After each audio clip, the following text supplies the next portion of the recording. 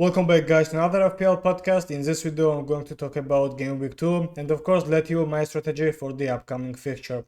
But before I do that, I want to ask you to subscribe to the channel and like this video because it's important for me while it represents singly for you. And according to statistic, 97% of the viewers have not subscribed yet, so please smash the subscribe button. It's totally free and it gives me huge motivation and help me to reach the milestone which is on the screen right now. And what was the most important, please join in a league, FPL league, and the code is on the screen and of course in the description. And you can watch that video and meanwhile join in the FPL league. So as soon as Arsenal against Manchester City is over, I start to record this video, and of course I'm not going to upload this today because it makes no sense because of the time zone. But tomorrow morning I'm going to upload this video, and in this podcast I'm going to discuss about Game Week 2, and maybe this is early to use your chip, any chip, probably mostly wildcard, but probably your team just failed you and you want to use wildcard, or some of you want. So I never decide you use wildcard or not, so you decide. So my duty at this moment is to help you to reach the select the best team for Game Week 2. I want to start with my team, and I did not perform well either because I just took 50 points at this moment. So you're right, this video will be all about wildcard, the best wildcard team for the upcoming future. Probably maybe I'm going to use it, but I'm not sure I do that. But if you want, you can take that tips from this video and use to fulfill your team.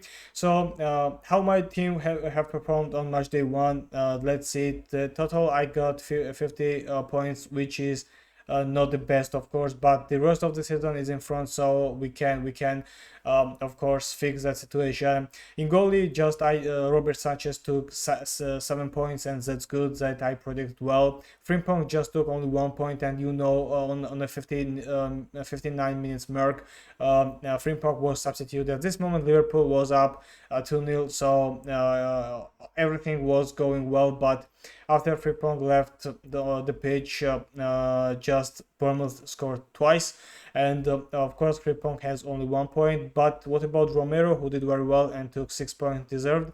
So next one was Nico Williams, and only goal, the penalty goal, which was scored by Thiago from Brentford, just took Nico Williams, let Nico Williams to took only 1 point. What about Saka? The fixture was hard, but the investment was good, I think, because Saka took 3 points, of course, but it's not the best under 10 million investment. But what about the fixture against Manchester United? And Manchester United played very well, surprisingly for me, and they were good. And of course, I think having Saka is great, one of the great investment at this point. But I can't do that about Cole Palmer, who was absent, and I guess I did not see that responsibility was taken by Palmer about what I was talking about, because Cole Palmer just did not play well against Crystal Palace, and Chelsea took only 1 point. And I think Chelsea is going to perform well on the next fixtures, but I'm not sure I'm going to have Palmer in my team or not. But fortunately, we have only one free transfer, so one free transfer is not enough to fix everything in your team. So that's about long term, and that's why I'm taking that moment and having wildcard video for you. So the next is Kudus, who took 10 points, and the investment was very good for me because under 6.5 million that player played very well. 2 crucial assists against Burnley and 3-0 for Spurs. They played brilliantly. Next was Florian Wirtz, who did not perform well for me and for your team, of course, because he took only 2 points, and it was not the best performance from him. But I believe that German can fix everything, and he can be the great asset and great gem for our team. And of course, Wirtz was picked by many players, so the 2 points for him is not the best of course for our team.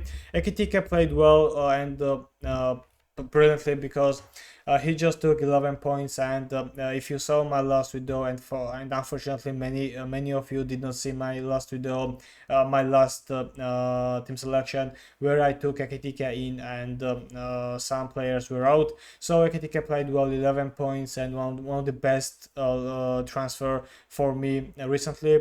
Next was Oli Watkins and João Pedro. At both of them took 2 points, but because of captaincy, João Pedro took 4 points. And I was thinking between Oli Watkins and João Pedro, who could bring the captaincy, and in both occasions they took 2 points. So no wonder that, but they did not play well, to be honest, and it was not the best. But I know that for the long term they are very good players, and of course probably I will keep them for the next fixtures, of course. And what about my bench? We can see it right now. The Broca took 2 points, then Afrikansa, who took 3 points, and because of red card he's going to be suspended for the next fixture. Then Anderson, who took 6 points, and then Reynaldo, who also took 6 points. So in summary, my bench took 17 points, and is at a third of my result. So if I use bench boost, it would not be bad for my team. But no worries, because everything is in front, and the rest of the season is going to continue, and there is no way to give up at this point.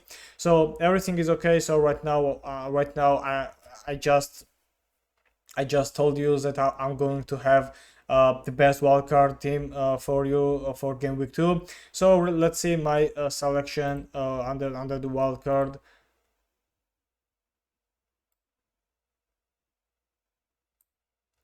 So let's see if I use wildcard, how my team is going to be complete. And of course I'm going to. And now what about my wildcard selection for game week 2? Of course I'm going to start with Robert Sanchez and keep De Broca as a backup. As I told you, that Robert Sanchez has brilliant fixtures in front, and we can witness, there is a high probability we witness clean sheets in a row. So having Robert Sanchez is brilliant asset for our team. And what about De Broca, who is great replacement because he costs 4 million only, and as a long term, having 4 million goalkeeper who plays from the starting lineup is genuine for our team. And what about my defensive side? Matty Cash, who replaced Konsa for me because Konsa is suspended due to red card. So who else but Matty Cash? We can see how he is active in attack, and we just saw it in a row, seasons in a row. So Cash is a good asset for our team, and of course the fixtures is brilliant for him. So there is a high probability that Matty Cash grab an assist or maybe score a goal. So he was one of the best defender recently, maybe 1 or 2 years ago, and he can continue just like this. Next one is Gabriel for me from Arsenal against Leeds. I think there will be another clean sheet for Gunners, but we can see that Arsenal has very hard fixtures in a row, and it's not the best selection. It's not the best position to pick Gabriel under the wild card on a match day 2. But Arsenal has great defensive record, so they can keep clean sheet against Manchester City, against teams like Manchester United, Manchester City, Liverpool. So everything is possible. So having Gabriel, who can score from corners and set pieces, is a good investment for our team. Next one is Achampong from Chelsea, and 4 million defender who is going to play because of injury of Levi Colwill, and Levi Colwill is going to miss probably at least half of the season. So Achampong is great player to replace him with 4 million only cost, and he plays in the starting lineup. As I told you about Robert Sanchez, Chelsea has great fixtures in front of him, so having a champion under 4 million is good one. Next is Reynaldo, who was brilliant in the first fixture against West Ham, and just Sunderland played well. Surprisingly, they won 3-0, and Reynaldo just made a good performance.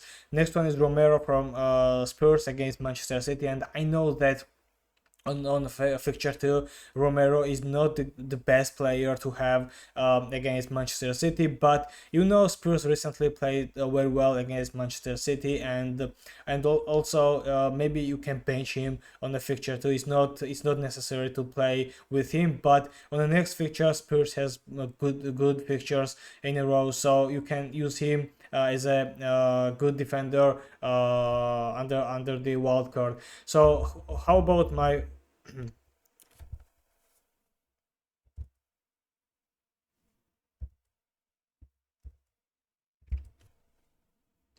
So, how about my forwards and my midfielders? And I'm going to start with Saka because I told you that Saka did not play well against Manchester United, but the fixture was hurt. So, I guess Arsenal can bring many points as possible. And Saka is a brilliant example to have in your team. Under 10 million investment, he is going to perform well, I think. And against Leeds, Arsenal are heavily favorites. And of course, who else but Saka must take that responsibility alongside others. And I think he can ability to grab an assist or score a goal or do both because Saka is the leader, I think, from Gunners. Next one is not surprisingly Semenyo from Bournemouth, who played very well in the first fixture against Liverpool. And I think if we see the fixtures in front of Semenyo and Bournemouth, I think Semenyo has the good ability to accumulate many points as it's possible. So much against Wolves, who did not play well against Manchester City, and weak performance against Citizens,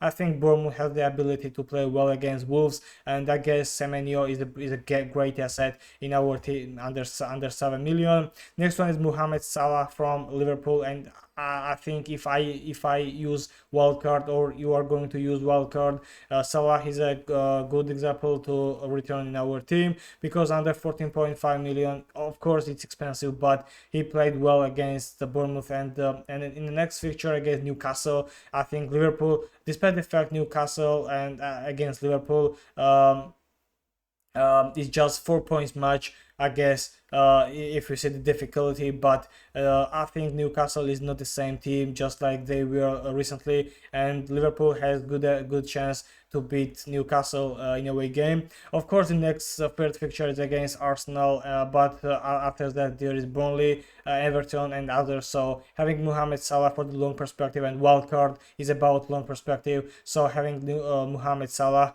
is the good for our team. Next one is Anderson from Nottingham Forest, who took 6 points on a game week 1, and I did not lie you that Anderson is one of the best at ball recoveries, and from the defensive points he is one of the best, and having him at least one defensive midfielder is a good point for our team. Next one is Tijani Reinders, who played brilliantly against Wolves and scored 2 goals against Wolves, and Tijani Reinders is great player, and I think for the long perspective, even match against Spurs, he's going to perform well, I guess, because he's playing behind Holland, he's front, and under 5.5 million properly, he's going as an attacking midfielder. So this increases the probabilities that Reinders is able to score a goal or make an assist again. Of course, no wonder if he is not able to do that against Spurs, but at home, I guess City is a favorite and they are able to beat Spurs. So, what about my forward line? And despite the fact Watkins did not play well against Newcastle, I think against Brentford, then they are weak. Aston Villa is able to pick up first 3 points in that season, first crucial points, and I think Watkins played very well in friendlies. He did not perform brilliantly, and he hadn't the best performance against Newcastle, but against Brentford, who the team is weak in the Premier League, and I think they are one of the outsiders for me. And I think Watkins is good aside this time because I think he is going to start scoring goals, and when he does, Watkins just accumulates many points and grabs many points for the fantasy managers. Next one is Chris Wood, and surprisingly for me, Nottingham Forest just continued to play well, or just Brentford is that good, that bad. So I think Wood just scored 2 goals, and the match against Crystal Palace in a away game, it will be of course huge importance, and of course it will be two hard for Nottingham Forest, but they are able to beat them. And who else but Chris Wood is the leader, and he can score from any position, from any moment, from set pieces, corners, and from counter attacks. So Chris Wood is brilliant as and was brilliant as said in the last season, and I just did not do best move when I just sold him. So having Chris Wood under wildcard is good because his fixtures are looking very attractive in FPL. So the last one is Ekitika from Liverpool against Newcastle on the second fixture, and I guess in a situation of Mohamed Salah, Newcastle is not that best that they were recently, and Ekitika he can score against Newcastle, so in a way game, and he is going to be great player, great forward in that fixture it seems. So right now that team is going to be like this. If you use wildcard, I advise to pick that players. It's not important to copy, of course. You can just take some tips out of it, and which one is the most attractive, you can comment down below. And if I were you and I use wildcard, I just pick Oli Watkins or Mohamed Salah, or maybe Saka as a captain, so you can choose between those three players. But now what about my strategy? And you know that I just left 0.5 million in the bank. So probably I'm not going to use wildcard because it's too early, I guess. Despite the fact I took only 50 points, it's not the end of the world. And of course everything can be replaced. And I think my team is going to perform well for the next fixtures, because I did not pick my team for the single match day. It's about long perspective, and for the long perspective my team is looking well on the paper, but nobody knows what is going to happen. But I think I'm not going to use wildcard on the match day 2. And I recorded that kind of video because maybe you are going to use wildcard, so my duty was to give you some tips about it. So what about me and what about my team? I'm going to record another video about possible transfers or for game week 2, and I think I have already my targets, and probably I'm going to use my one free transfer, and the 0.5 million in the bank just gives me opportunity to pick the best players for match day 2. And that 0.5 million was crucial strategy for me, because now you know that prices are going to some prices are going to be up, some prices are going down. So that 0.5 million is a good gap to have, because a good one to have, because that gap must be fulfilled. And I think with 0.5 million I just can transfer my players well. So that's it, guys. Thank you for watching, and of course please again to subscribe to the channel and like this video and help me to reach the milestone. And comment down below how many points did you get on the first game week, and what's your plan? Are you going to use your wildcard or not? And who was the most impressive player for game week 1? Thank you guys for watching. I wish you all the best.